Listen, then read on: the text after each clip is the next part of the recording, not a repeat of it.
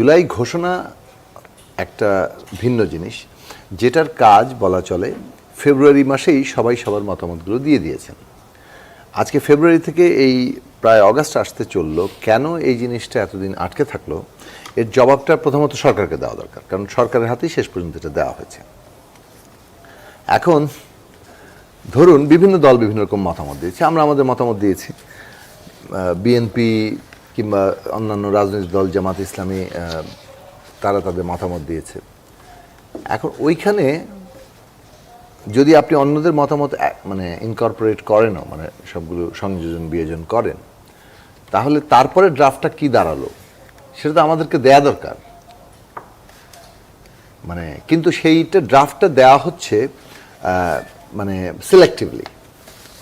কেমন সেটা? মানে কোনো পার্টিকে দেওয়া হচ্ছে, ধরেন আর কোনো পার্টিকে মনে করলো, বাকিদের মনে করা হচ্ছে এটা। এই পুরো প্রক্রিয়াটাই খুবই অস্বচ্ছ, ইভেন মানে যথেষ্ট গণতান্ত্রিকও না। ফলে এইটা আমরা মনে করি যে সময় ঘনিয়ে আসছে, আপনি 5ই আগস্টের মধ্যে যদি আপনি জুলাই ঘোষণাও চান, তাহলে সেটা তো যেটা ফেব্রুয়ারিতে হওয়ার কথা, তো সেইটা এখন এই প্রক্রিয়ায় দেরি হবে, মানে আরও দেরি হয়ে যাচ্ছে। এখন যদি আমাকে 1 তারিখে দেওয়া হয়, 3 তারিখে দেওয়া হয়, তাহলে তো আসলে এটা নিয়ে যে বসে সময় নিয়ে কথা বলা দলের ভেতরেও সেই জিনিসটা সম্পন্ন হয় না। তো এখানে ধরে নেওয়া হয়েছে আচ্ছা মানে কিছু দলকে তারা একটা বিশেষ মর্যাদাই সরকার দিচ্ছেন। আমরা যে কোনো মানে বাস্তবতা জ্ঞান আমাদের নাই তা না, বাস্তবতা জ্ঞান নিশ্চয়ই আছে, শক্তি ভারসাম্য ইত্যাদি বিবেচনা আমরা রাখি। কিন্তু শুরু থেকেই যদি এই ধরনের একটা মানে অবস্থা চলে, যেটা অনেকদিন ধরেই চলছে, সেটা এই সরকারের জন্য খুব ভালো জায়গা না। এবং এই সরকারের অ্যাটিটিউডের জায়গার মধ্যেও যে নিরপেক্ষতার জায়গাটা তৈরি হওয়া দরকার ছিল, সেটা অনেক ক্ষেত্রেই এই ধরনের ছোটোখাটো জায়গার মধ্যে, ছোটোখাটো মনে হবে কিন্তু বেসিক্যালি এগুলোর মধ্যে দিয়ে তাদের দৃষ্টিভঙ্গিটা পরিষ্কার হয়ে যায়, তাদের বায়াস। আর জুলাই ঘোষণা একটা রাজনৈতিক বক্তব্য, যেটা হচ্ছে জুলাই অভ্যুত্থানের প্রেক্ষাপট এবং এর ভেতর থেকে জনগণের আকাঙ্ক্ষা এবং ভবিষ্যতের একটা দিশা, বাংলাদেশের ডিরেকশন কোন দিকে হবে, সেটাই মোটামুটি আগে এটা হয়েছে, কেন অভ্যুত্থান হলো এবং বাংলাদেশ কোন দিকে যেতে পারে। এটা নিয়ে একটা বরং তর্ক হতে পারে যে জুলাই ঘোষণার লিগ্যাল স্টেটাস হবে কিনা, সংবিধানে অন্তর্ভুক্ত হবে কিনা, এগুলো নিয়ে প্রস্তাবনা আছে। সেটা একটা ঘোষণাপত্র নিয়ে কি রাজনৈতিক দলগুলোর মধ্যে বড় কোনো দ্বিমত আছে এখন পর্যন্ত? ড্রাফটিংয়ে মানে দ্বিমতটা কি আছে সেই পর্যায়ে আলোচনাটাই হয়নি। মানে যখন মতামতগুলো দিয়ে দেওয়া হয়েছে, মতামত দেওয়ার পরে তারপরে মানে তারা বললেন যে মানে মতামত আসছে যেখানে হয়তোবা কোনো দলের সাথে কোনো দলের মতামতের একটু এখনো মিল হচ্ছে না। তো সেই জিনিসটা তো এটা তো সকলের জানতে হবে যে কোন জায়গাটা আপনার কি মানে ঐকমত্য কমিশনে কি এখন পর্যন্ত ঘোষণাপত্র নিয়ে কোনো আলাপই হয়নি? ঐকমত্য কমিশনের এজেন্ডাই না জুলাই ঘোষণাপত্র। ঐকমত্য এটা কিন্তু আলাদা প্রস্তাবনা ছিল, এইটার উদ্যোগের সরাসরি সরকার নিজে ছিল। উপদেষ্টাদের মধ্যে 1, 2 জন 3 জন এটা দায়িত্বে ছিলেন, তারা এটা ঐকমত্য কমিশনে শুধুমাত্র সনদ নিয়ে আলোচনা হচ্ছে। হ্যাঁ, ঐকমত্য কমিশনে আমরা সংস্কার কি করব সেটা নিয়ে আলোচনা হচ্ছে। এখন এবার আসি জুলাই সনদে, এটার নামটা জুলাই সনদ অথবা জাতীয় সনদ, এটা একটা জাতীয় সনদই হওয়া দরকার। আমি আজকে একটু বললাম যে হ্যাঁ, কেউ বলতে পারেন এটা জুলাই জাতীয় সনদ, এই অর্থে যে এটা জাতীয় সনদ কিন্তু জুলাইয়ের অভ্যুত্থানের প্রেক্ষাপটটার সাথে যুক্ত হতে পারে, বাট এটা একটা ন্যাশনাল চার্টার, এটার উপরে জোর দেওয়া দরকার। সেই দিকটা খুব গুরুত্বপূর্ণ। এবং এই চার্টারটা মানে হচ্ছে বাংলাদেশের রাষ্ট্র ব্যবস্থা তার সাংবিধানিক কাঠামোর কি নতুন আয়োজনে যাচ্ছে, এবং সেটা নিয়ে যতগুলো আলোচনা ইতিমধ্যে হয়েছে, তার মধ্যে ধরেন মোটামুটিভাবে আমরা জানি যে প্রায় 12টি প্রশ্ন আমরা আইডেন্টিফাই করেছিলাম যে এক ধরনের ঐকমত্য হয়েছে, কিছু নোট অফ ডিসেন্ট আছে, কিন্তু সনদ কিন্তু নোট অফ ডিসেন্ট সহই যাবে, যেহেতু সিদ্ধান্ত হয়েছে। ফলে ধরেন এই 12টা প্রশ্নে নোট অফ ডিসেন্ট আছে, ঐকমত্য হয়েছে এবং উইথ নোট অফ ডিসেন্ট। এই জায়গা থেকে আমরা বলতে পারি যে অনেকগুলো বিষয় ঐকমত্য হয়েছে। আবার অনেকগুলো বিষয় ঐকমত্য হয়নি, যেগুলো নিয়ে আলোচনা চলছে, যেমন ধরেন দ্বিকক্ষবিষ্ট পার্লামেন্ট এবং সেখানে প্রতিনিধিত্বের ক্ষেত্রে ভোটের অনুপাতে প্রতিনিধিত্ব হবে কিনা। তারপরে হচ্ছে আজকে যেটা অনেকক্ষণ ধরে আলোচনা হলো, তত্ত্বাবধায়ক সরকারের কাঠামোটা কীভাবে প্রধান উপদেষ্টা এবং উপদেষ্টাগণ নিয়োগপ্রাপ্ত হবেন। তারপরে আরেকটা নারীর প্রতিনিধিত্বের প্রশ্ন এবং মৌলিক অধিকারের যে সংজ্ঞায়ন অনেকগুলো করা হয়েছে, সেগুলো নিয়েও একটা হয়তো আলোচনা হবে। এখন ওনারা যে ড্রাফটিংটা শুরু করেছেন, ওনারা ড্রাফটিংয়ের ক্ষেত্রে প্রাথমিকভাবে প্রিয়াম্বলটা এবং এক ধরনের ইন্ট্রোডাকশনের মতো যে সংবিধানের ক্ষেত্রে সেটা তারা দিয়েছেন। আর তারপরে আসবেন এই সমস্ত ঐক্য প্রশ্নগুলো। ড্রাফটিংটা যে শেষ হয়েছে তা না, কিন্তু এই ড্রাফট নিয়ে ইতিমধ্যে ধরেন কথাবার্তা হচ্ছে। অনেকে এটাকে কেউ কেউ বিপজ্জনক বলেছেন, আবার কেউ দেখলাম বিপজ্জনকের ব্যাখ্যাটাকে পেয়েছেন আপনারা? এখনো পর্যন্ত ঠিক মতো আমি পাইনি। আমাদের একটু ব্যস্ততা থাকার কারণে আমি অবশ্য পুরো সময়টা থাকতে পারিনি। দুপুরের পরে আমি ওখান থেকে একটা পর্যায়ে চলে এসেছি, মূলত 4টার দিকে।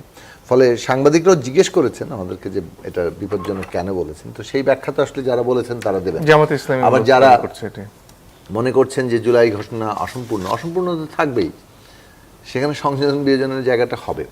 একটা পদ্ধতিগত জায়গা হচ্ছে যে মানে আমরা সবাই মনে করছি সব দলকে একমত হয়ে যেতে হবে, পদ্ধতিগতভাবে ঠিক না, এবং মানে এই জায়গাটা অগণতান্ত্রিকও। এদিক থেকে যেটা হবে, হ্যাঁ, জনগণ ঠিক করবেন। যেমন ধরেন আমরা মনে করি যে বিএনপি অনেকগুলো জায়গায় একমত হয়েছে, আবার অনেক জায়গায় বিএনপি একমত হচ্ছে না। তাহলে বিএনপির সাথে গণসংহতির যে পার্থক্যটা হচ্ছে, এটা মীমাংসাটা কে করবে? না, গণসংহতি যেটা চাইছে ওইটাই জুলাই স্পিরিট এবং বিএনপিকে ওটা মানতেই হবে, এইটা আমরা ঠিক মনে করি না। আমরা মনে করি যে যতটুকু আমরা ঐকমত্য হচ্ছি, আমরা সর্বোচ্চ চেষ্টা করছি, এবং আমরা সেই কারণে ন্যূনতম ঐকমত্য রক্ষার কথা বলেছিলাম।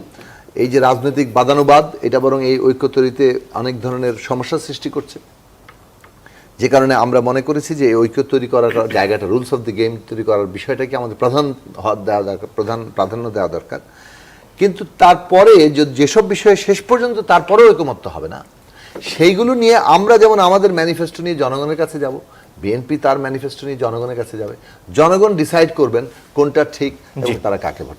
এখন আমি যদি আগেই জনগণকে বাদ দিয়ে ঠিক করে ফেলতে চাই যে না, জুলাই বিপ্লবের সবচেয়ে ভালো চেতনাটা আমরা বুঝি, এই প্রসেসটা খুব গণতান্ত্রিক হবে না, উল্টো এই প্রসেসটার অনেক সংকটের জন্ম দিবে। ধন্যবাদ। এই জায়গায় আমার মনে হয় বুঝতে পেরেছি। জনাব আব্দুল সালাম, আপনার কাছে আসতে চাই। এখন পর্যন্ত যে বিষয়গুলোতে এসে আলোচনা আটকে আছে, তার মধ্যে নির্বাচন কমিশন বাদে অন্যান্য প্রতিষ্ঠানগুলোকে আসলে কতটুকু সাংবিধানিক সুরক্ষা দেওয়া হবে, এবং তত্ত্বাবধায়ক সরকারের প্রধান বা গোটা তত্ত্বাবধায়ক সরকারটি কিভাবে নির্বাচিত হবে, এই বিষয়গুলোতে কি নির্বাচনের আগেই একটা সুরাহা প্রয়োজন নয়? আপনাকে ধন্যবাদ।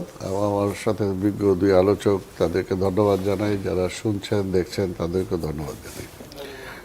এটা কংক্রিটলি সব কিছুই বলা যাবে না যে সব কিছু সমাধান করে আপনি নির্বাচনে যাবেন, কারণ এখানে কিছু কিছু তো অমীমাংসিত বিষয় থাকবেই, যেগুলো পরবর্তী পর্যায়ের জন্য ছেড়ে দিতে হবে। আর যদি আপনি জোর করেন তাহলে এটা জোর করে চাপায় দেওয়া হবে। কারণ এখানে বিএনপি, দেখেন, আপনি যে জুলাই সনদের কথাই যদি বলেন, যে বিএনপি কিন্তু দীর্ঘ 17 বছর ধরে আমরা আন্দোলন করেছি, এবং একটা পর্যায়ে এসে কিন্তু আমরা বলে দিছি, বা আমাদের সাথে জোটের যে দলগুলো ছিল তারা সমন্বিতভাবে, যে আওয়ামী লীগের পতন ছাড়া আর কোনো বিকল্প নাই। এবং কেন পতন চাই আমরা কিন্তু আগেই বলে দিছি। যদি আপনি কোনো সনদ বা ঘোষণা চান তাহলে কিন্তু ওইটাকেই ধরতে হবে। আমরা আগেই বলছি যে এই সরকারের পতন আমরা কেন চাই। কাজে এটা পরবর্তী পর্যায়ে ছাত্ররা বলেন বা আদার্সরা আসেন, তারা যখন আসছে তাদের তারা সেই সময়টুকুও ছিল না। তারা যেটা নিয়ে শুরু করছিল যে কোটা বিরোধী নিয়ে, এবং সেটা চূড়ান্ত পর্যায়ে যখন আসলো তখন কিন্তু আর ওই রকম স্পেসিফিক এই কারণে একটা মানে ঘোষণা দিয়ে তারপরে যাওয়া সেই অবস্থাটা ছিল না। কিন্তু ঘোষণাপত্র নিয়ে যেটা বলা হচ্ছে, আজকেও শহীদরা একটি অনুষ্ঠানে প্রধান উপদেষ্টার সামনেই বলছিলেন যে এটি না হলে শহীদ পরিবারের তরফ থেকে যে কথাটা বলা হচ্ছে যে শহীদদের যে মর্যাদা সেটা ঠিকমতো থাকছে না, বা এই আন্দোলনে যারা অংশগ্রহণ করেছেন তাদের যে যৌক্তিকতা, তাদের আইনগত বৈধতা, এই সবগুলো বিষয় প্রশ্নের মুখে পড়তে পারে। সেটা নিয়ে বিএনপির অবস্থানটা না, সেটা তো পরিষ্কার। আমরাও চাই, আমরা তো এটাকে ডিনাই করি নাই, যেটা এটা হওয়া যাবে না বা হওয়া যৌক্তিক। যেটা আপনাকে জানা আছে কি নিয়ে আসলে দ্বিমত হচ্ছে এখানে অন্যদের সাথে বা সরকারের সাথে? না, এইটা নিয়ে কি, এটা আমরা তো ঘোষণা যেটা এখন পর্যন্ত বললো না পরিষ্কার, এটাই হলো বাস্তব, যে এখন পর্যন্ত এই বিষয় নিয়ে কোনো আলোচনাই হয় নাই। আর তার ড্রাফট করছে, কি ড্রাফট, এটা তো আরও আগে সমাধান হওয়া উচিত ছিল। এখানে একটা বিষয় দেখেন আপনার সরকারের, যে সরকার কেন জানি না প্রত্যেকটা কিছুতেই পরিবেশ ঘোলা করে তারপরে সেটা বড় যে সিদ্ধান্তর দিকে এগোতে চায়। এর জন্য এখন পর্যন্ত কিন্তু সবগুলো ব্যাপারে কিন্তু ঝাপসা করে রাখছে, যে পরিষ্কার বলা উচিত ছিল যে আমরা এতগুলো আলোচনা করছি, এতগুলোর মধ্যে সিদ্ধান্ত হয়ে গেছে, আর বাকিগুলো এই আছে, এটা এই অবস্থায় আছে। কিন্তু তারা তো সেটা বলে, তারা বলেন না মীমাংসিত হয় নাই। তো মীমাংসিত কি হয় নাই বলতেছে, তো মীমাংসা কোনটা হয়েছে সেটা বলুক। আর আমরা তো বারবারই বলছি যে সংস্কারটা তো চলমান প্রক্রিয়া, আপনি সবকিছুই সংস্কার করে তারপরে নির্বাচনে যাবেন, সেটা তো হবে না, ওটা কিন্তু সম্ভব না। ঘোষণাপত্র তো একটা সরকারের তরফ থেকে, যেটা একটু আগে জনাব সাকি বলছিলেন যে দেয়া হয়েছে, এরপর দলগুলো তাদের মতামত দিয়েছে, তারপরে আসলে কি সমস্যা হচ্ছে সেটা সেটা BNP সরকার জানাচ্ছে। বলতে পারবে, এটা তো আমরা বলতে পারবো না। এটা তো মানে আমরা BNP-র সাথে ফেব্রুয়ারির পরে আর কোনো আলোচনা হয়নি? না, বিএনপির পক্ষ থেকে তো আমরাও অনেক আগেই দিয়ে দিছি এটা, যে বিএনপি কি চায় বা বিএনপি কি মনে করে, কি ঘোষণা হওয়া উচিত, বিএনপির পর আরো অনেক আগে আমরা দিয়ে দিছি। এই জন্য আমি বললাম না যে সরকার সবকিছু মানে যে ঘোলা করে তারপরে কেন জানি করতে চায়, এই জায়গাটা কেন তারা পছন্দ করে, এই জিনিসটা তো পরিষ্কার না জাতির কাছে। এটা তো জাতির জন্য খুবই মানে দুর্ভাগ্যজনক, এবং যে কোনো সময় যে কোনো একটা সংকটের দিকে জাতিকে ঠেলে দেওয়ার মতোই একটা অবস্থা। তো এটা সরকার অস্বচ্ছ থাকে কেন? যখন যেটা করা চাইছেন আপনি ওই সময়, তা আমরা দিয়ে দিলাম, তা আপনি এতদিন আলোচনাই করলেন না। যেন আমি সবসময় বলে আসছি যে এই যে সংস্কারের জন্য বিএনপি এবং আমাদের সাথে জোট যারা আছে, জোনায়েদ সাকি সহ অনেকে যারা আছে, আমরা কিন্তু 31 দফা নিয়ে আলোচনা করে একটা দিছি। অথচ এই সরকার আসার পরে একটা বারও কিন্তু বিএনপি বা রাজনৈতিক দলের সাথে 31 দফা যে একটা সংস্কারের জন্য দেয়া হয়েছে, এই বিষয়টি কিন্তু তারা মানে মনে হয় যে ভুলেই গেছে। তো এটা তো মানে এই বিষয়গুলো এর জন্য যে আমরা তো এটা চাই, সমাধানটা হোক আমরা চাই, তারা তো মনে হয় না যে কোনো সমাধান চায়, তারা এটাকে আস্তে আস্তে আরো জটিল করে তারপরে মনে হয় দেখাইতে চায় যে এটা সম্ভব না। এখন আস্তে আস্তে সবগুলো ঘটনাই তো ওইদিকে তারা নিয়ে যাচ্ছে। জি, ধন্যবাদ। জনাব আশরাফ কায়সার, আপনার কাছে পর্যায়ে আসতে চাই। শেষ যে আলোচনাগুলো হচ্ছে তার মধ্যে দুর্নীতি দমন কমিশন সহ বিভিন্ন প্রতিষ্ঠানগুলোর স্বাধীনতা নিয়ে আলাপ হয়েছে, এবং সেখানে বিএনপির তরফ থেকে জনাব সালাউদ্দিন আহমেদের বক্তব্য হচ্ছে গিয়ে অনেক ক্ষেত্রে নির্বাহী বিভাগের ক্ষমতা যদি খর্ব করা হয় তাহলে আসলে সরকার চালানোই দুষ্কর হয়ে পড়তে পারে। এছাড়া তত্ত্বাবধায়ক সরকারের যে নির্বাচন প্রক্রিয়া সেটা নিয়ে দ্বিমত থেকে গেছে। প্রশ্ন হচ্ছে, যেহেতু নির্বাচনটা আমাদের এই গোটা রাজনৈতিক সংকটের একেবারে কেন্দ্রে, সেক্ষেত্রে তত্ত্বাবধায়ক সরকার ব্যবস্থার ব্যাপারে একটা মীমাংসায় নেয় সে কি নির্বাচনে যাওয়ার কোনো সুযোগ আছে কিনা? আমার মনে হয় না, কেননা আমরা গত 16-17 বছর যেই স্ট্রাগলটা করেছি সেটির কেন্দ্রে কিন্তু হচ্ছে গুড গভর্নেন্স এবং ব্যালেন্স অফ পাওয়ার। এই জায়গাটিতে আমার মনে হয় সাংবিধানিক প্রতিষ্ঠানগুলো, বিশেষ করে দুর্নীতি দমন কমিশনের মতো 4টি প্রতিষ্ঠান নিয়ে কথা হয়েছে, তার নিয়োগ প্রক্রিয়া কি নির্বাহী বিভাগ করবে নাকি তার নিয়োগ প্রক্রিয়া সাংবিধানিকভাবে নির্ধারিত হবে। আমার মনে হয় এটি মৌলিক সংস্কার প্রস্তাবনার একটি গুরুত্বপূর্ণ অংশ। তেমনিভাবে তত্ত্বাবধায়ক সরকার ব্যবস্থা, প্রধান উপদেষ্টা বলি বা সরকারের প্রধান বলি এবং অন্য উপদেষ্টাদের বলি, এই জায়গাগুলোতে আপনার একটা ঐক্যমত্য হতে হবে।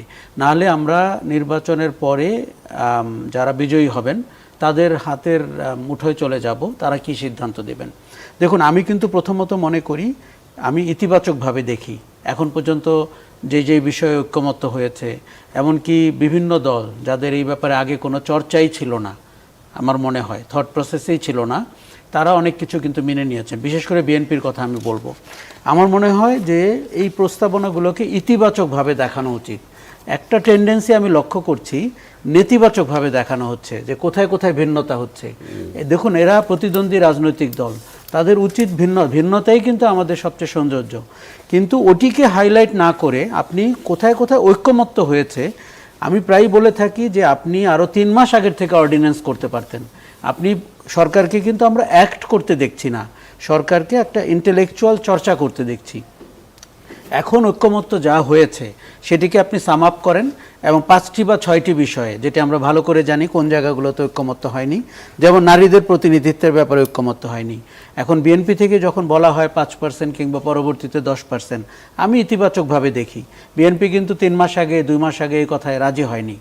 আবার যেটি দরকার যে উচ্চকক্ষ নিম্নকক্ষ, আপনি মানে কার্যত তাতে রাজি কিনা, যে দ্বিকক্ষ বিশিষ্ট পার্লামেন্ট হবে হলে, ধরেন নিম্নকক্ষে পিআর পদ্ধতি, এটি জামাত এবং এনসিপি তারা চাচ্ছে, এটি একেবারে প্রায়োগিক না, প্র্যাকটিক্যাল না বাংলাদেশের রাজনীতির জন্য। হ্যাঁ, তবে উচ্চকক্ষে আপনি করতে পারেন কিনা অনেক টেস্ট বেসিস, সেটা আমরা চিন্তা করতে পারি।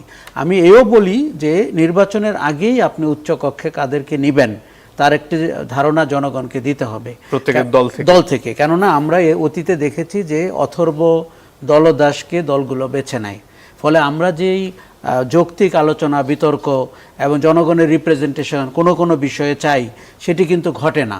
কাজেই এই জায়গাগুলোতে আমার মনে হয় পরিষ্কার করতে হবে। এখন যেই জায়গাগুলো ঐক্যমত্য হয়েছে সেটিকে সামনে করে আপনার 5ই অগাস্টের মধ্যে আপনাকে একটা জাতীয় সনদ বলছি আমি এটিকে।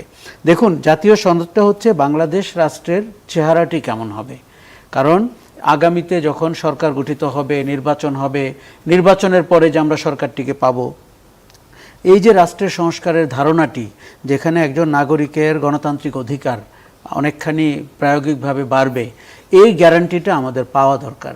এখন আমি মনে করি যে ঐক্যমত্য কমিশন খুব দ্রুতই কোথায় কোথায় ঘাটতি তৈরি হয়েছে সেটি অবশ্যই তারা জানাবেন, কিন্তু যেখানে যেখানে ঐক্যমত্য হয়েছে সেগুলোকে নিয়ে আপনার সামনে আগাতে হবে। নাহলে যেটা বারবার সমস্যা হচ্ছে, নির্বাচনটিকে আপনি অনিশ্চিত করে ফেলছেন, এবং নির্বাচন অনিশ্চিত করাতে সরকারের নিজস্ব মতলব কি এই নিয়ে প্রশ্ন উঠেছে। আপনি যদি অর্থনীতির দিকে তাকান, নির্বাচন অনিশ্চিত কেন মনে হচ্ছে? দেখুন, আমি একটা কথা বলি, আমরা সরকার অন্তর্বর্তী সরকার প্রধানকে জানুয়ারি থেকে জুন এরকম একটি ডেডলাইন বলেছি, বিএনপিকে আমরা দেখেছি ডিসেম্বর, তারপরে লন্ডনে একটি বৈঠক হয়েছে, সেখানে ফেব্রুয়ারির একটি আভাস পাওয়া গেছে। সেটি তো আর কোনো রাজনৈতিক দল বলেনি, সেটি তো যৌথ ঘোষণার ভিত্তিতে সরকার এবং বিএনপি বলেছে। তখন কিন্তু আপনি খেয়াল করেছেন একটা জনমনে স্বস্তি ফেরত এসছে যে যাই হোক একটা মাস তো আমরা খুঁজে পেলাম। তারপরে 3 মাসে আপনি কোনো ফলো আপ পেয়েছেন? তাহলে এই বৈঠকের মানে কি, এই যৌথ ঘোষণার মানে কি? দেখুন, আপনি যখন একটি ডেট বলবেন, একটি সুনির্দিষ্ট তারিখ, বাংলাদেশের সংস্কৃতিতে তারপরের থেকে অনেক কিছু ঘটতে থাকবে যেটি আপনি গত 6 মাসে ঘটাতে পারেননি। নির্বাচন কমিশন তার দায়িত্ব বুঝে নেবে, রাজনৈতিক দলগুলো তাদের প্রার্থী মনোনয়ন করবে, তার ইশতেহার লেখা হবে, তারা ভোটের মাঠে নামার জন্য প্রস্তুতি নেবে। এমনও তো হতে পারে যে ওই প্রস্তুতির অংশ হিসাবে ঐক্যমত্য কমিশন এসে অনেক কিছুর সাথে একমত হতে শুরু করেছে। আমরা এই জায়গাটিতে সরকারকে যথেষ্ট আপনার পরিষ্কার হতে দেখলাম না, বরঞ্চ বারবার তার প্রেস অফিস বলছেন যে জানুয়ারি থেকে জুন।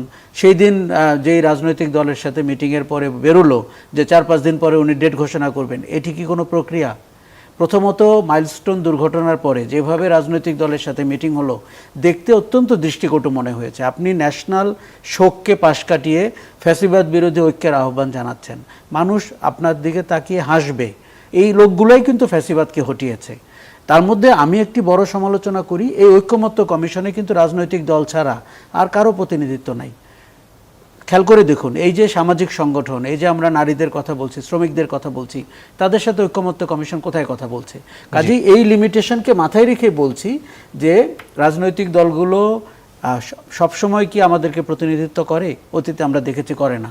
এমনকি গণ অভ্যুত্থানটি হয়েছে কিন্তু রাজনৈতিক দলগুলোর ডাকে, ওইভাবে মানুষ 16 বছরে নামে নাই। তাদের নির্যাতন অত্যাচার কোনো অংশে কম ছিল আমি বলছি না, কিন্তু মানুষের মনের আশা আকাঙ্ক্ষাটি আপনি ধরতে হবে। তারা তাদের স্পেস চাচ্ছে এবং রাজনৈতিক প্রভাব মুক্ত গণতান্ত্রিক অধিকারের স্পেস চাচ্ছে। অনেক ধন্যবাদ। একটা বিরতির সময় হয়ে গেছে, দর্শক একটু পরে ফিরে আসছি, আশা করি সাথে থাকবেন। দর্শক, আপনারা দেখছেন ইস্পাহানি মির্জা পড়ছা মুক্তবাক। ফিরে আসবো জনাব জুনায়েদ সাকি আপনার কাছে। একটু আগে জনাব আশরাফ কায়সার নির্বাচন নিয়ে সংশয়ের কথা বলছিলেন, এবং এর মধ্যে তারিখ ঘোষণা হতে পারে, যেটা রাজনৈতিক দলের সাথে বৈঠকে প্রধান উপদেষ্টা বলেছেন। তারপরে এখন পর্যন্ত সরকারের তরফ থেকে কিছু শোনা যায়নি। প্রশ্ন হচ্ছে যে সংশয়ের কথা বারবার ঘুরে ফিরে আসে, যেটা বিএনপিও বিভিন্ন সময় বলেছে, এটার কারণটা কি মূলত? দেখুন, এইটার কারণ রাজনৈতিক দলগুলো থেকে সৃষ্টি। মানে মূলত বিএনপি এমনভাবে নির্বাচন চেয়েছে, তখন মনে হয়েছে যে বিএনপি বোধহয় আর কিছুই চায় না, নির্বাচনটাই খালি চায়। আবার সেইটাকে অপোজ করতে গিয়ে আমরা দেখেছি জামাত ইসলামী, পরবর্তীকালে এনসিপি এমনভাবে কথা বলেছে, তাতে মনে হচ্ছে যে বিচার আর সংস্কার শেষ না হওয়া পর্যন্ত আপনার নির্বাচন হবে না। এইটা কিন্তু একটা বেশ সেন্টিমেন্ট হিসেবেও ডেভেলপ করেছে, বিশেষত শহীদ পরিবারের মধ্যে আমি দেখি যে বিচারের প্রশ্নে তাদের যে আবেগটা আছে, এবং সেটা খুবই ন্যায্য। এখন দেখুন, এই জায়গাটা খুব পরিষ্কার। 1400 অ্যাকর্ডিং টু জাতিসংঘ 1400+, 1600-র উপরে আমি প্রাথমিক একটা হিসেব দেখেছিলাম সরকারের, কিন্তু সরকারের এখনো তালিকা পূর্ণ হয়নি। 800-র উপরে। দায়টা কার? প্রতিটি কেস আমি একবার একজন স্বরাষ্ট্র মন্ত্রণালয়ের যে বিশেষ সহকারী, ওনার সাথে একবার একটা অনুষ্ঠানে আলোচনা হচ্ছিল, উনি একবার বলছিলেন যে প্রত্যেকটা কেসের আলাদা আলাদা মানে মামলা হওয়া দরকার, মানে প্রতিটি হত্যাকাণ্ডের। কাজটা তো তাদেরকেই, সরকারকেই করতে হবে, মামলাটা করা, হ্যাঁ, এবং এই প্রত্যেকটার ইনভেস্টিগেশন এবং বিচারটা শুরু করা। একজন শহীদ পরিবার যাতে দেখতে পায় যে আমার সন্তানের হত্যার বিচারটা শুরু হয়েছে, এইটুকু। বিচার শেষ হয়ে যাবে তা কিন্তু না, কারণ বিচার একটা লম্বা প্রক্রিয়া। এটা 1 নম্বর। 2 নম্বর জিনিস হচ্ছে সংস্কার। সংস্কারের বিষয়ে আমরা এই যে প্রসেসটা, এটা কিন্তু আমাদের বিবেচনায় যে সরকারের সবচেয়ে বেশি সাফল্য এই জায়গাটায় কমিশনের রিপোর্ট টাইমলি হয়েছে, মোটামুটি যতটুকু সময় দেওয়া হয়েছে, এবং সেটা নিয়ে যতটুকু আলাপ আলোচনা চলছে, এটা এর চাইতে খুব কম সময়ের মধ্যে করা যেত না, এইটুকু প্রয়োজন ছিল। বরং 5ই আগস্টের মধ্যে আমাদের করতেই হবে বলে এখন আমরা একটু কম সময়ের মধ্যে পড়ে গেছি, আমাদের আরও কিছু আলোচনা এক্সস্ট করার দরকার আমরা মনে করি। ফলে যতটুকু ঐকমত্য হয়েছে সেটাকে আরও এক্সটেন্ড করতে হলে আরও কিছু আলোচনা হয়তো করা যেতে পারে। এখন এখানে যে ঐকমত্য হয়েছে আর যেগুলো দ্বিমত থেকে যাচ্ছে, এই সব প্রশ্ন নিয়ে কিন্তু আপনি বাস্তবায়নটা করবেন কিভাবে? নির্বাচনে যেতে হবে আপনাকে। মানে এটা কি একটা অর্ডিন্যান্স দিয়ে বাস্তবায়ন করে, অর্ডিন্যান্স দিয়ে সংবিধান চেঞ্জ হয়? হ্যাঁ, করতে পারেন, এটা তো সামরিক কায়দা হলো। একটা গণতান্ত্রিক কায়দায় আপনাকে জনগণের অংশগ্রহণের ভিত্তিতে একটা কনস্টিটিউশন করতে হবে। এখন কি নির্বাচন হবে? বিএনপি মনে করে যে এটা সংসদ নির্বাচনের মধ্যে দিয়ে অ্যামেন্ডমেন্ট প্রসেসে যাওয়া যাবে। এনসিপি প্রস্তাব করেছে গণপরিষদের নির্বাচন করতে হবে। আমরা প্রস্তাব করেছি না, এটা সংস্কার পরিষদের নির্বাচন হবে। গণপরিষদের নির্বাচন হয় যখন একটা নতুন সংবিধান করা হয়। এখন আপনি তো নতুন সংবিধানের অনুমোদন নিতে প্রয়োজন নাই, কারণ নতুন সংবিধানের প্রসেসে আমরা যাচ্ছি না। ওটা যদি কারো দাবি হয়েও থাকে, এটা কোনো কনসেনসাস না। কনসেনসাস হচ্ছে সংস্কার। যেহেতু এটা মৌলিক সংস্কার, জনগণের অনুমোদন নিলে এই আগামী সংসদটা দুটো কাজ করবে। 1 বছরের মধ্যে পুরো এই সংবিধান সংশোধন করবে, আর 5 বছর এটা as a parliament, general parliament, সরকার গঠন ইত্যাদি হিসেবেও সে কাজ করবে। দুটো কাজ একসাথে শেষ করবে। যেমন আমাদের 70 সালে যেটা প্রস্তাবিত ছিল যে একই সাথে সংবিধান প্রণয়ন করবে, অন্যদিকে সে সরকার হিসেবেও কাজ করবে। তো এই যে আগামী এটা বাস্তবায়নের জন্য ইলেকশন তো লাগবে। ফলে আমাদের যেটা করা দরকার সেটা হচ্ছে বিচার কত দ্রুত ট্রাইব্যুনালগুলো গঠন করে এই যে হত্যাকাণ্ড, এগুলোর বিচার শুরু করা যায়। আর নাম্বার 2, সংস্কারের প্রসেসটা যেহেতু প্রায় শেষ হয়ে এসছে, এখন নির্বাচনের পরিবেশের দিকে মনোযোগ দেওয়া যায়, যাতে করে আমরা সংস্কারটাকে শেষ করতে পারি।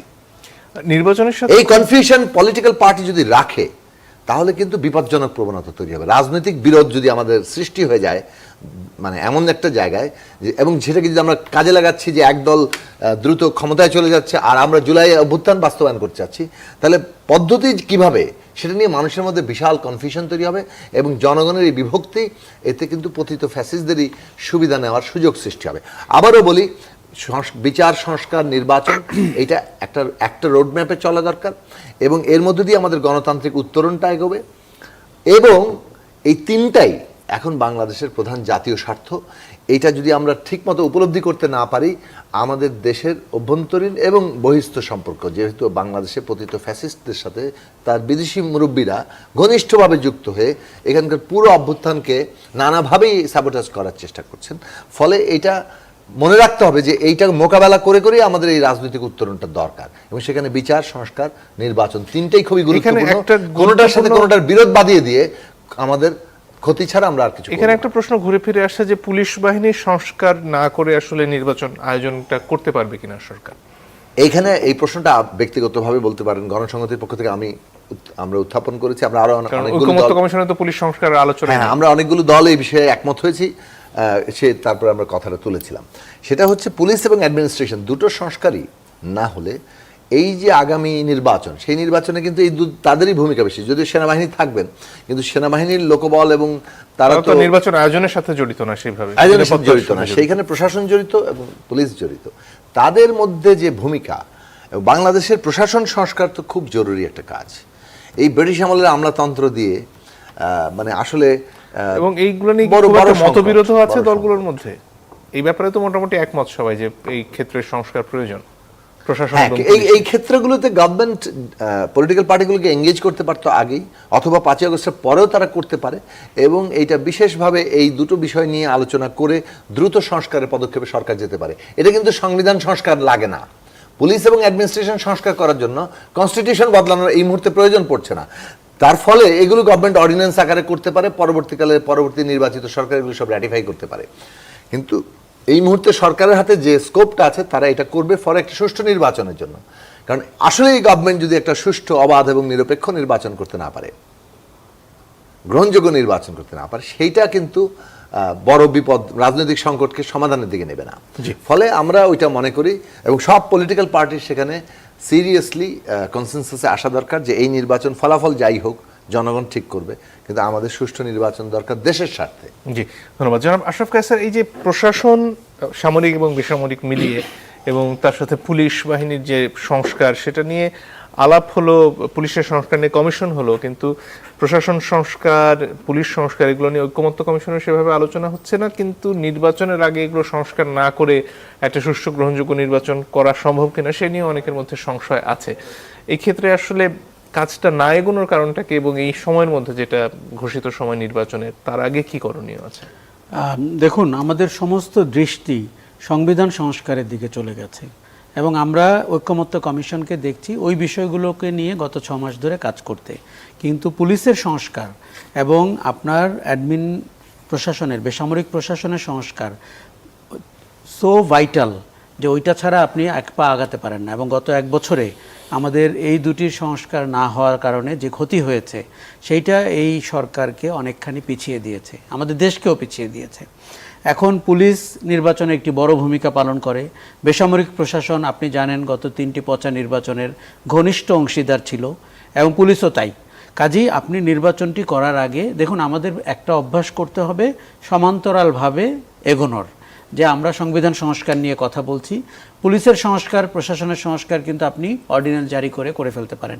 আপনি যে প্রশ্নটি করছিলেন যে কোনো মতভিন্নতা আছে কি না, আমার জানা মতে খুব বেশি মতভিন্নতা এখানে নেই। কারণ আমাদের সব রাজনৈতিক দল, সরকার নিজেও জানে যে কি ধরনের ডিপ রুটেড অনিয়ম এই দুটি গোষ্ঠীর মধ্যে রয়েছে। আপনি অনেক কিছু দেখতে পেয়েছেন যেটিতে তাদের এখন হাত আছে। সমস্যা যেটি হচ্ছে, গত 1 বছরে তারা আবার মাথাচাড়া দিয়ে উঠছে, তারা পতিত শক্তির সাথে সম্পর্ক রাখছে, কোথাও কোথাও স্যাবোটাজে ভূমিকা পালন করছে। আর যেহেতু অন্তর্বর্তী সরকারকে আমরা দুর্বল সরকার হিসেবে দেখছি, ব্যুরোক্রেটরা তাদের ঘাড়ে উঠে বসেছেন। যত ধরনের অগণতান্ত্রিক সিদ্ধান্ত এবং জনবিরোধী সিদ্ধান্ত, এবং আরেকটি রাজনৈতিক দল যে জামাতে ইসলামীর কথা বলবো, আমরা অনেক কিছুতে টের পাচ্ছি, যারা প্রশাসনের বিভিন্ন পদে চলে গেছেন অথবা তাদের লোকদেরকে সামনে নিয়ে এসছেন। এই জায়গাটি রেখে আপনি একটি গ্রহণযোগ্য নির্বাচনের দিকে এগোতে পারবেন না। দেখুন, নির্বাচনটি 17 বছর মানুষ ভোট দিতে পারেনি। এই নির্বাচনে ফলাফল যাই হোক, জনগণের ভোটে সেটা নির্ধারিত হবে, কিন্তু আপনার দায়িত্ব হচ্ছে নির্বাচনটি কন্ডাক্ট করা এবং নির্বাচনের পরিবেশ ঠিক করা। সেই জায়গাটিতে যদি আপনি পতিত স্বৈরাচারের মদতপুষ্ট পুলিশ থাকে এবং বেসামরিক প্রশাসন থাকে, যারা অলরেডি টের পেয়ে গেছে যে অন্তর্বর্তী সরকার অত কঠোর না, কাজে তখন কিন্তু বিপদটা হবে, নির্বাচনটি প্রশ্নবিদ্ধ হয়ে যাবে। এবং রাজনৈতিক স্পেসে আমরা যেটি দেখতে পাচ্ছি, বড় দলগুলোর মধ্যে একে অন্যকে বেকায়দায় ফেলার একটা প্রবণতা দেখতে পাচ্ছি। ধরেন, যারা বলছে পিআরের কথা, তারা কি আসলে বুঝতে পারছে যে ওই ইস্যু নিয়ে চাঙ্গা হয়ে থাকলে নির্বাচনটি পিছিয়ে যাচ্ছে? কাজে নির্বাচন পিছালে কার বেনিফিট, এই অঙ্কটি আমাদের কষতে হবে। আমি মনে করি যে রাজনৈতিক দলগুলোর নির্বাচনের বিষয়ে এককাট্টা হতে হবে এবং তার ভিতরে আপনার মতভেদ থাকতে পারে, সেটি আপনি আপনার জনগণের কাছে যান, ম্যানিফেস্টোতে বলেন, এবার না হোক পরের বার হবে। কাজেই এই প্রোটোকল অথবা এই জিনিসটা না মানলে পুরো ব্যবস্থাটি ঝুঁকির মুখে পড়তে পারে। আমি আবারও বলছি, ঐকমত্য কমিশনে যথেষ্ট ইতিবাচক সংস্কারের ব্যাপারে ঐকমত্য হয়েছে। আপনি এক ধাক্কায় সব করতে পারবেন, বাংলাদেশ রাষ্ট্রের প্রয়োজনীয় সব সংস্কার এক আলোচনায় হয়ে যাবে, এটা কিন্তু হবে না।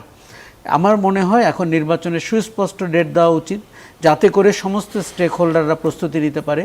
যে আমরা সেদিন শুনলাম 1.5 লক্ষ পুলিশকে ট্রেনিং দেওয়া হবে, মানে দেখুন, এগুলো সংবাদের শিরোনাম হিসেবে ভালোই লাগে, কিন্তু তার ফলো আপ আমরা দেখতে পাই না। এটির যতটা ঘটা দরকার এটি জরুরি। আরেকটা জিনিস হচ্ছে যে আপনার ওই যে কনস্টিটিউশনাল বডিগুলো, সেই জায়গাটিতে আপনার খুব দ্রুত ঐকমত্য হতে হবে, কেননা ওই বডিগুলো কিন্তু গণতন্ত্রের রক্ষা কবচ। সরকারটি যখন বেপরোয়া হয়ে ওঠে, নির্বাচন কমিশন বলি, দুর্নীতি দমন কমিশন বলি, সেই কমিশনগুলো যদি স্বাধীন সক্রিয় চরিত্র রাখতে পারে, সেটি কিন্তু সরকারকে অনেকখানি হেল্প করবে এবং গণতান্ত্রিক প্রক্রিয়াকে এগিয়ে নেবে। এই জায়গাটিতে সালাউদ্দিন সাহেব যেভাবে বলছেন যে আমাদের নির্বাহী বিভাগের হাতে না থাকলে, আমার মনে হয় অতি যুক্তিতে খুব একটা টেকে না। এখন পর্যন্ত এই ধরুন, চরমনাইয়ের পীর আজকেও বলছিলেন যে পিআর ছাড়া তারা নির্বাচনে যান না, জামাত সেই কথা বারবার বলছে। এই ক্ষেত্রে এই দলগুলো যদি নির্বাচনে পিআরের ব্যাপারে অনড় থাকে, তাহলে আসলে সরকারের হাতে করণীয় কি থাকবে? দেখুন, প্রথমত যে পিআরের মতো একটি ব্যাপার আমাদের গণতান্ত্রিক ব্যবস্থা বা নির্বাচনী ব্যবস্থায়, যেই দেশে ইভিএমে টিপ দিতে সমস্যা হয়েছে, সেইখানে হঠাৎ করে এরকম একটি জিনিস, দেখুন, তারা যখন এই কথাগুলো বলে, আপনি পরিষ্কার বুঝতে পারবেন সমীকরণ টানলে যে তাতে করে তাদের পার্লামেন্টে প্রতিনিধিত্বের অবস্থা ভালো হয়। এবং তারা কেউ কেউ স্বপ্ন দেখছেন যে 4-5টি দল মিলে, এনসিপি, জামাত, ইসলামী আন্দোলন, এরা মিলে কোনোভাবে বিএনপির প্রতিদ্বন্দ্বী হয়ে ক্ষমতা কেন্দ্রের কাছে চলে যাওয়া যায় কিনা। তাদেরকে একটু সংযত হতে হবে, তাদেরকে বুঝতে হবে যে পিআর ভবিষ্যতে আলোচনায় থাকতেই পারে, আপনি জনমত তৈরি করেন, কিন্তু এবারের পিআর কথা বলে নির্বাচনটিকে অনিশ্চিত করা কিংবা নির্বাচনে অংশ না নেওয়া দুটোই খুব হঠকারী সিদ্ধান্ত হবে। দ্রুত নির্বাচন না হলে আমাদের স্থিতিও আসবে না, অর্থনীতি গতি পাবে না, এবং অন্তর্বর্তী সরকারের যে কাঠামো এবং কার্যক্রম আমরা দেখতে পাচ্ছি, মানুষ অনেকখানি হতাশ। দেখুন, যেই বিচার এবং সংস্কারের কথা অনেক দূর হয়েছে, বিচার প্রক্রিয়াতে তো আমরা সন্তুষ্ট না। এই যে ধরেন আজকে শেখ হাসিনার মামলা নিয়ে আপনি যেভাবে আগাচ্ছেন, শুধু এই যে 1400 মানুষ মারা গেছে, তাদের মামলাগুলো সামনে না আনলে আপনি যত পারেন ক্যাপাসিটি বাড়ান এবং মানে গ্রহণযোগ্য বিচার করতে হবে। আমরা গলতটা দেখতে পাচ্ছি, সেই পাইকারি হারে গণহত্যায় লোকজনকে ধরা হচ্ছে, সেই খায়রুল হককে ধরা হচ্ছে যিনি তার অপকর্মের জন্য ধরা হলো না, ধরা হলো একটি পাইকারি গণহত্যা মামলায়। এগুলো কিন্তু সেকেন্ড টিয়ারে গিয়ে টিকবে না।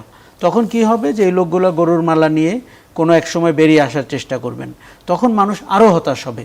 কাজে আমরা গ্রহণযোগ্য বিচার প্রক্রিয়া দেখতে চাই এবং সেটি যেন ন্যায্য বিচার হয়, তার জন্য আইনগত অধিকার উনি পান। কিন্তু বাংলাদেশ তো অন্তত 50টি বড় বিচারের রায় দেখতে চায়, যে এই যে শেখ হাসিনা গণহত্যা করেছেন, দুঃশাসন করেছেন, গুম খুন করেছেন, তার বিচার কি? অথবা যারা অর্থনৈতিক দুর্নীতি করেছেন, ধরেন যারা ব্যাংক খালি করে দিয়েছেন। তো এই জিনিসগুলো সরকারের, আমি মনে করি যে সরকারের আরও গতিশীল হয়ে, এবং সবাইকে আসলে রাজনৈতিক বিষয়ে বক্তব্য দেওয়ার দরকার নাই।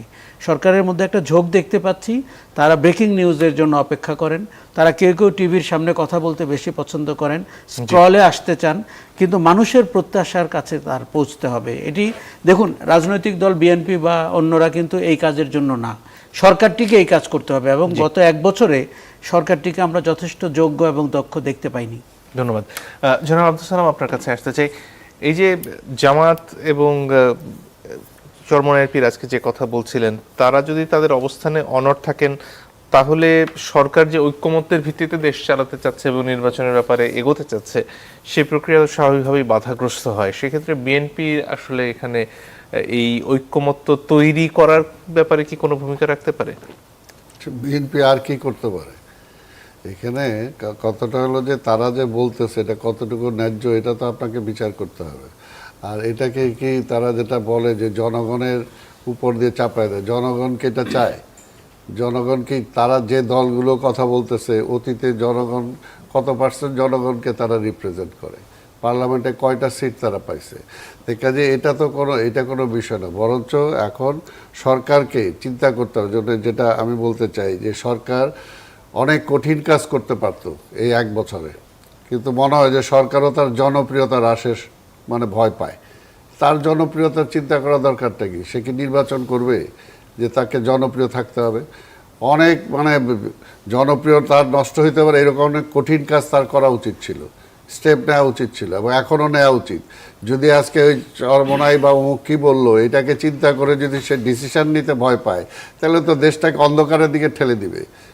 যেটা ঠেলে দেওয়ার জন্য আমরা জানি যে ষড়যন্ত্র বা চক্রান্ত চলছে।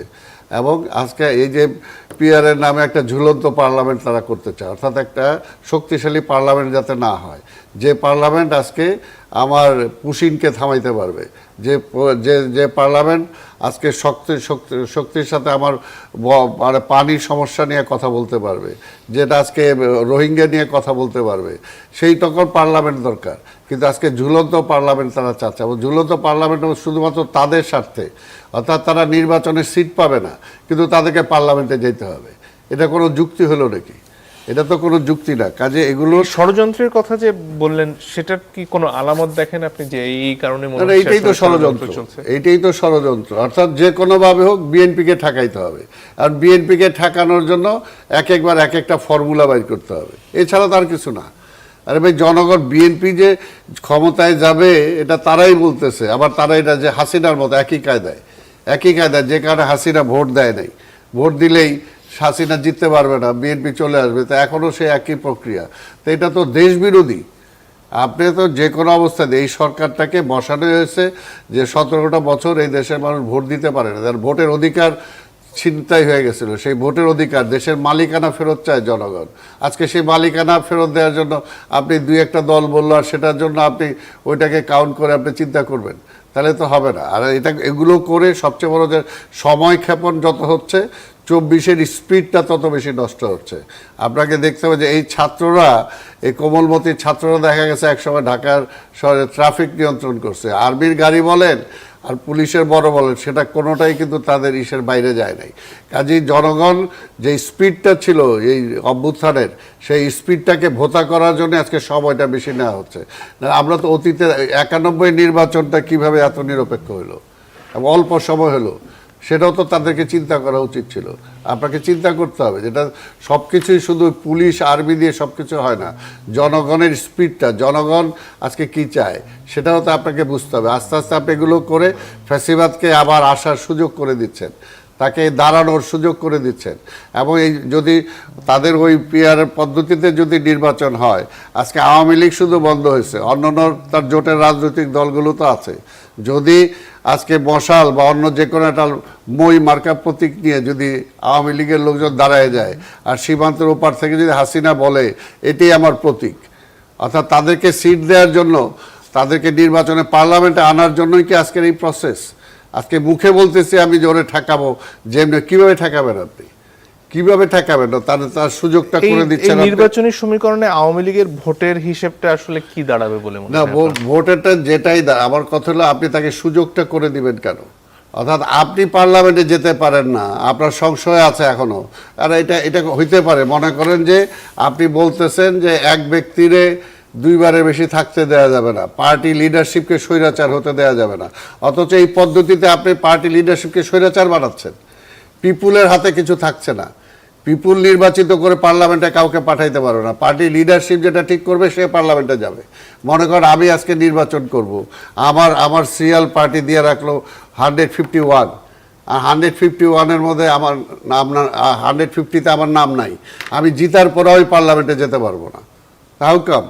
এটা আজকে বরঞ্চ আজকে সৎ লোকের শাসন চাই, ভালো লোক চাই। আরে পার্টিতে ওটা তো পিপুল ডিসাইড করবে যে কে ভালো লোক কে মন্দ লোক। ওটা কি পার্টি লিডারশিপ সব কিছু ডিসাইড করে তো ওইটা হয়ে যাবে? তো ওইটা তো আরেক স্বৈরাচার, ওটা তো আরেক স্বৈরাচার। কাজেই যেগুলো আসলে গণতন্ত্রের জন্য বলা হচ্ছে না, এটাকে দেশটাকে যে আজকে যেটা বললো যে আধিপত্যবাদকে ফিরিয়ে আনার জন্য সুকৌশলে আজকে এই সমস্ত কারুকার্য হচ্ছে, সুকৌশলে কারুকার্য হচ্ছে। দেশটাকে যেটা আমরা বলছি, দেশটাকে অনেকে আবার সেই সিরিয়া বানাইতে চায়, অনেকে ইরাকের পর্যায়ে নিয়ে যেতে চায়। তো কাজে আমরা যারা রাজনীতি করি বা আজকের এই সরকার দায়িত্ব, কিন্তু সেই কারণে এই সরকারকে দায়িত্ব দেওয়া হয়নি। আমরা কি জন্য দিছি? যে একটা গ্রহণযোগ্য একটা নির্বাচন, এবং যে নির্বাচনের মাধ্যমে যে সরকারটা আসবে সে যাতে ফ্যাসিস্ট না হইতে পারে। যে ফ্যাসিস্ট না হওয়ার জন্য তো অলরেডি কিছু কিছু জায়গায় একমত হয়ে গেছে রাজনৈতিক দলগুলো, সেগুলো আপনি করেন। আপনি তত্ত্বাবধায়ক সরকার অধীনে নির্বাচন করেন, আপনি 10 বছরের বেশি কেউ ক্ষমতায় থাকতে পারবে না সেটা করেন। এটাই তো প্রাথমিক 50% আপনার স্বৈরাচার হওয়ার কোনো সুযোগ নাই, সেই পথটা বন্ধ করে দিচ্ছে। তা কাজেই আপনি সেটা করেন, সেটা না করে আজকে শুধুমাত্র মানে চিন্তা করে, অর্থাৎ ওই যে কে কি বললো, আজকে ছাত্ররা কি বললো, আজকে ওই যে কেউ ছাত্ররা তো এখন পর্যন্ত রাজনৈতিক দল হিসাবেই তো সে এখন পর্যন্ত হয়নি, এস্টাবলিশ হয়নি। তাহলে আপনি কোনটাকে নিয়ে, অর্থাৎ দেশটাকে কি এদের কথার উপরে আপনি রসাতলে ঠেলে দিবেন? এই দায়িত্ব তো ডক্টর ইউনূসের নাই। ডক্টর ইউনূসের উপরে দায়িত্ব দেওয়া হয়েছে যে ডক্টর ইউনূস যাতে একটা নির্বাচিত পার্লামেন্টের কাছে, যে পার্লামেন্ট ভবিষ্যতে স্বৈরাচার হবে না, যে পার্লামেন্ট থাকলে ওই আধিপত্যবাদী শক্তির দিকে তাকায় থাকবে না, জনগণের ক্ষমতাটা জনগণকে ফিরাই দিবে, সেই ধরনের সরকার আজকে চাই, তাই না? কিন্তু আমরা তো দেখছি যে এই সরকার আসার পর প্রথম থেকেই রাজনৈতিক দলগুলোকে ভিলেন বানানোর জন্য চেষ্টা করছে। জি ধন্যবাদ। জনাব সাকি, যদি আর কিছু যোগ করার থাকে। আমি একটু সালাম ভাইয়ের সাথে আমার ভিন্নমত করতে হবে। সেটা হচ্ছে যে পিআর পদ্ধতির বিষয়ে কিংবা এই যে সংখ্যানুপাতিক নির্বাচন পদ্ধতি কিংবা ভোটের অনুপাতে, এইটা যখন নিম্নকক্ষে সাধারণভাবে নির্বাচন হবে, এটার অনেক মডেল আছে, সেটা নিয়ে আলোচনা করা যেতে পারত। আমাদের দেশের জনগণ এখনো হয়তো এটার সাথে অতটা পরিচিত নন। পরিচিত তো একটা প্রক্রিয়ার মধ্যে দিয়েই মানুষ হয়, সব কিছুতে আগে থেকে পরিচিত হয়ে নেওয়া যায় না। কিন্তু যেহেতু এ বিষয়ে ঐকমত্য হয়নি, কাজে এটা এখন কোনো এজেন্ডা না, এটা কোনো দলের দাবি। ঐকমত্য কমিশনে কিন্তু এরকম কোনো প্রস্তাব ঐকমত্য কমিশন দেয় নাই যে নিম্নকক্ষে পিআর হবে। আলোচনা তো হচ্ছিল শুধুমাত্র উচ্চ কক্ষের পিআর নিয়ে। উচ্চ কক্ষের পিআর নিয়ে, ফলে আপনার নিম্নকক্ষের পিআরটা হচ্ছে কোনো পার্টির দাবি, সে বাইরে পলিটিক্যাল দাবি করছে। সেই দাবি নিয়ে সে যদি জনগণের কাছে যায়, জনগণ যদি মনে করে যে বাংলাদেশের নির্বাচন পদ্ধতি পিআর হওয়া দরকার, ভোট দিয়ে করবে, তারা সংখ্যাগরিষ্ঠতা পেলে তারা সেটা করবে, কোনো আপত্তি নেই। এটা আলাদা বিষয়। এখন ঐকমত্য কমিশনে যেটা আলোচনা হচ্ছে সেটা হচ্ছে উচ্চ কক্ষে পিআর নিয়ে। সেখানে কিন্তু আমরা এই প্রস্তাবটা তুলেছিলাম, গণসংহতি আন্দোলন থেকে আমরা এই প্রস্তাবটা দিয়েছি যে যদি আপনার যেহেতু প্রথমত পিআর নিয়ে একটা ঐকমত্য তৈরি করা দরকার, জাতীয় ঐকমত্য, অন্তত পক্ষে উচ্চকক্ষে পিআরের ব্যাপারে একটা এখনই প্রস্তাব তোলা দরকার। এখন খেয়াল করে দেখুন যে উচ্চকক্ষের পিআরের কি হতে পারে। আমরা 300 আসনে যদি নির্বাচন করি, আমাদের এখন পর্যন্ত নারী আসনের রিপ্রেজেন্টেশনের প্রস্তাব আছে যে এক্সিস্টিং 50টা থেকে যাবে, আর আমরা প্রস্তাব করছিলাম 20 ভাগ, 300 আসনের মধ্যে 3-20 60টা, কমপক্ষে 60টি আসনে তারা নারীদেরকে মনোনীত করবে। তো এটা বিএনপি ইতিমধ্যে বলেছে যে তারা 10% পর্যন্ত এটাতে যেতে পারবে। 3-10-এ 30 জন এবং 300-র মধ্যে 30 জন কমপক্ষে নারী নমিনেশন পাবে, আর 50 যে আসন সেটা থাকছে। আর আপার হাউসে যদি 100 আসন হয় তাহলে মোট 300 আসনের নির্বাচন হচ্ছে, তারপরে 50 নারী এবং 100 আপার উচ্চকক্ষ। এই 100 উচ্চকক্ষ এবং 50 নারী আসন তাদের নামের তালিকা কিন্তু এই 300 সাথে সাথেই থাকতে হবে। আপনি 300 আসন, আমাদের তো তৈরি হচ্ছে 300 আসনে, তার সাথে 100 উচ্চকক্ষের এবং 50 নারী আসনের নামের তালিকা কিন্তু অ্যাডভান্স নমিনেশন হয়ে গেছে। সো ভোট কিন্তু হচ্ছে এক হিসাবে, মানে ভোটার তাদেরটা বিবেচনায় নিয়েই ভোট দেবেন, ভোট কিন্তু মানুষের বিবেচনা দিচ্ছে তারটা নিয়েও। এবং এই ক্ষেত্রেও কিন্তু মানে বাইল্যাটারাল আলোচনায় আমরা জানতে পারি যে ইতিবাচক একটা জায়গা আছে। এখন উচ্চকক্ষে, লাস্ট কথাটা বলি, উচ্চকক্ষে যদি পিআর হয় সেক্ষেত্রে সংবিধান সংশোধনের যে বাধ্যবাধকতাটা আছে, আমরা কিন্তু সিম্পল মেজরিটিতে নেমে এসেছি এবং আরো কিছু ছাড়ের প্রস্তাব আলোচনা হচ্ছে। সুতরাং আমার মনে হয় যে এখনো সম্ভাবনা আছে। উচিত হচ্ছে সবগুলো পার্টির খোলা মন নিয়ে পুরো বিষয়টার মধ্যে থাকা। দেখুন, পিআর নিয়ে যখন এত কথা হচ্ছে, আমাদের উচ্চ কক্ষে পিআর এর ব্যাপারে সম্মতি হলে সেটি কিন্তু একটা পরীক্ষামূলকভাবেও হবে যে আমরা উচ্চ কক্ষে এটি করতে পারি কিনা। ভবিষ্যতে কখনো যদি মনে হয় যে নিম্ন কক্ষেও সেটি আনা যেতে পারে, দলগুলোর এই ব্যাপারে উদার থাকতে হবে। এবং দেখুন, আমাদের একটি বড় সংকট থেকে এই ধারণাটি এসছে কেন, মানে আমরা অনেক প্রতিনিধিত্ব সংসদে দেখতে পাই না, এবং যেই দল সংসদে